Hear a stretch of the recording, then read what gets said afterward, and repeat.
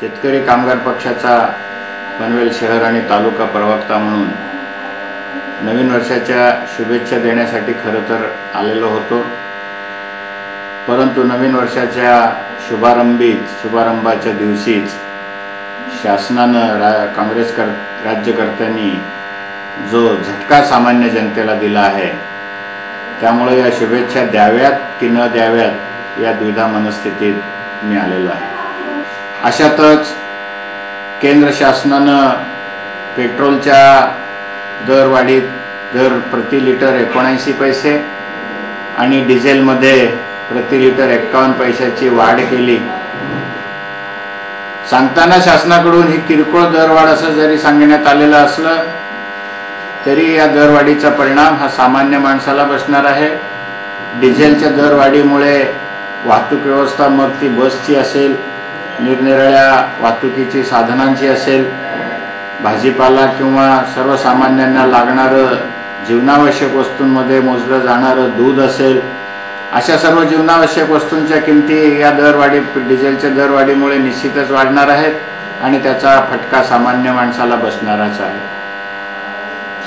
4 वर्षापूर्वी कांग्रेस का हात गरीबों के साथ, आम आदमी के साथ अशी आकर्षक घोषणा देत सत्तेवर आलेल्या या काँग्रेस सरकारनं गेल्या 4 वर्षात सर्वसामान्यांना महागाईच्याच खाईत लोटलेलं आहे।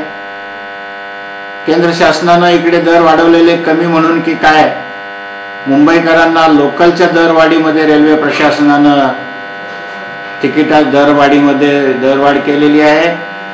तोही फटका सर्वसामान्य चाकरमान्यांना, मग ते पनवेलपासून मुंबईकडे कामाला जाणारे असतील, वसई विरारपासून येणारे लोकल प्रवासी जे रोज लाखो लोक प्रवास करतात, त्यांच्या खिशाला ही दरवाढ निश्चितच झळ पोचवणारी आहे। एकंदरीत या आपण नवीन वर्ष कुठलाही असेल, मग तो गुढीपाडवा म्हणून हिंदू नववर्ष असेल की जानेवारीपासून सुरू होणारं इंग्रजी नववर्ष असेल, आपण वाईट गोष्टी सोडण्याचे संकल्प करत असतो, परंतु या काँग्रेस प्रणित केंद्र आणि राज्य सरकारांनी मात्र सामान्य माणसाचं जगणं आम्ही मुश्किल करू असाच संकल्प जणू सोडल्याचा संदेश या दरवाढीतून दिला गेलेला आहे। या अशा पद्धतीने सामान्य माणसाचा छळ करणाऱ्या केंद्र सरकारचा आणि राज्य शासनाचा जेवढ्या कडक शब्दात निषेध करावा तो कमीच आहे। तरीही आज सामान्य माणूस अजूनही अशा पद्धतीचे सर्व अन्याय अत्याचार सहन करूनही पुन्हा आपल्या रोज कामाला लागतो आहे। त्याचं थोडंसं आश्चर्य वाटतंय। का सामान्य जनता खोळून उठत नाहीये?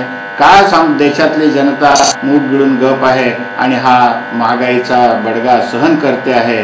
हे एक न सुटणारं कोडं आहे असं मला वाटतं आणि शेतकरी कामगार पक्षाचा प्रवक्ता या नात्यानं मी केंद्र शासन, काँग्रेस प्रणित केंद्र शासन आणि काँग्रेस आणि या ठिकाणी राज्य सरकार करत असलेलं काँग्रेस प्रणित सरकार यांचा तीव्र शब्दात निषेध करतो।